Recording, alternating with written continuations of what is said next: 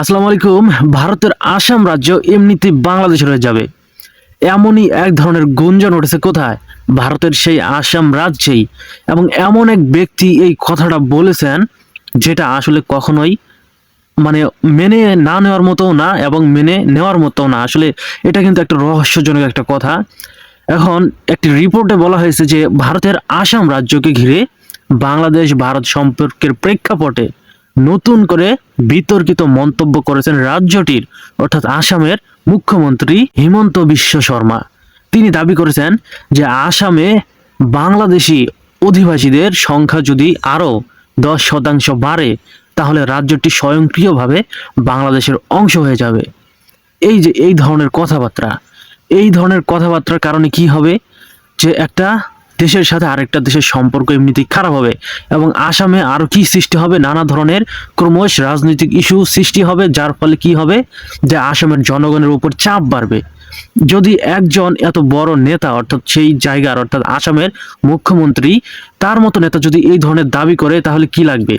দাঙ্গা লাগবে এবং সেটা আসলে একটা সময় রাজনীতি ইস্যু হয়ে দাঁড়াবে এবং চাপ বাড়বে সেই জায়গার সাধারণ জনগণের। আসলে এই ধরনের কথাবার্তা বলাটা কি কখনো ঠিক? এই ধরনের কথাবার্তা বললে অবশ্যই আসামের পরিস্থিতি নিয়ন্ত্রণের বাইরে চলে যাবে। যদিও বর্তমানে এই পরিস্থিতিটা নিয়ন্ত্রণে থাকলেও যদি এই ধরনের কথা এবং এই ধরনের প্রতিনিয়ত যদি প্রস্তাব যদি করা হয়, তাহলে কিন্তু সম্পর্ক কিন্তু আস্তে আস্তে কিন্তু আসামের ভিতরেই কিন্তু তাদের সাথে কিন্তু তাদেরই কিন্তু একটা সম্পর্ক খারাপ হয়ে যাবে। এবং মঙ্গলবার 23শে ডিসেম্বর এক সরকারি অনুষ্ঠান শেষে সাংবাদিকদের সঙ্গে আলাপকালেই হিমন্ত বিশ্ব শর্মা এ মন্তব্য করে বসেন এবং তিনি বলেন যে বর্তমানে আসামের মোট জনসংখ্যার প্রায় 40% বাংলাদেশি বংশোদ্ভূত। এই হার যদি 10% বাড়ে, তাহলে পরিস্থিতি নিয়ন্ত্রণের বাইরে চলে যাবে। মুখ্যমন্ত্রী বলেন, এই বিষয়টি নিয়ে আমি গত 5 বছর ধরে বারবার সতর্ক করে আসছি, কিন্তু বিষয়টি এখনো যথাযথ গুরুত্ব পাচ্ছে না।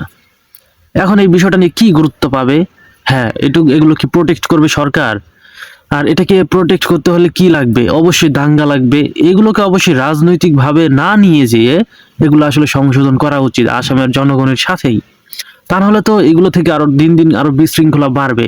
এই যে বাংলাদেশের সাথে যুক্ত হয়ে যাবে এই ধরনের কথাবার্তা, এতে কি হবে?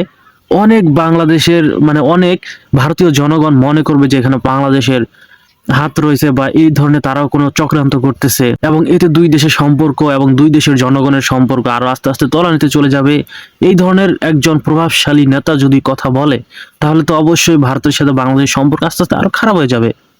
আপনারা এগুলো রাজনৈতিকভাবে কেন সংশোধন করতে হবে? আপনারা ওইগুলো বসে অন্যভাবে সংশোধন করার চেষ্টা করুন। এগুলো রাজনৈতিকভাবে ইস্যু নিয়ে এসে এগুলোকে সংশোধন করাটা মোটেও একটা দেশের জন্য কখনোই সুফল বয়ে নিয়ে আসবে না, এবং সেটা আসামের জন্যও না। সর্বোপরি একটা কথাই বলতে চাই যে ভারতের বর্তমান এমন একটা পরিস্থিতি চলতেছে যে আসলে মানুষের কিন্তু অনেকটাই কিন্তু সমস্যার সৃষ্টি হয় কিছু কিছু সময়। কেন?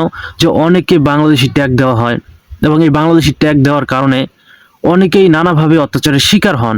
এবং বিশেষ করে কিছুদিন আগেই মানে একজন সেই দেশের হিন্দু ধর্মাবলম্বীকেই বাংলাদেশি ট্যাগ দিয়েও কিন্তু তার সাথে কিন্তু একটা অমানবিক কাজ করা হয়েছে, অর্থাৎ সে কিন্তু মারা গিয়েছে এবং সে কিন্তু কেরালার বাসিন্দাই ছিল, কিন্তু তাকে ট্যাগ দেওয়া হয়েছিল যে সে বাংলাদেশি এবং কাজ করতে গিয়েছিল একটা জায়গায়, সেই জায়গা থেকে ফেরার পথেই তাকে মেরে ফেলা হয়। এটা আসলে সত্যি, এই ধরনের ঘটনাগুলো ঘটা কিন্তু ন্যাক্কারজনক, আর এই ঘটনাগুলো কখনোই মেনে নেওয়ার মতো না। তাই বলি কি যে এইগুলো রাজনৈতিকভাবে ইস্যু না করে অবশ্যই অন্যভাবে বিষয়গুলোকে সামাল দেওয়া উচিত ভারতীয় সরকারের।